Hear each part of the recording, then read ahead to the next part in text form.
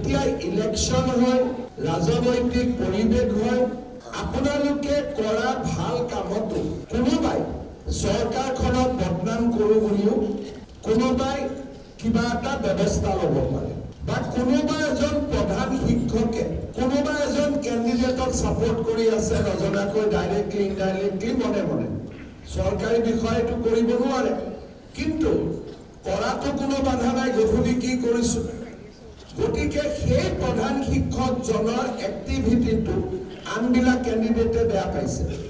গতিকে আপোনালোকক বিপদ পেলাওঁ বুলিও কোনোবাই জড়িত হৈ যাব পাৰে যে যেনেকৈ নহওক পৰীক্ষাটো আমি বেয়া কৰি দিওঁ। আৰু এই পৰীক্ষাটোত ভুল হ'লে চৰকাৰে ক্ষমা কৰিলেও পাব্লিকে ক্ষমা নকৰে, একদম পিছত পৰি যায়। কাৰণ জীৱনৰ এইটো প্ৰথম আৰু দ্বিতীয় পৰীক্ষা। বিশ্বাস সকলোকে কৰিব, কিন্তু নিজৰ চাকৰিটো নিজে চম্ভালিব লাগিব।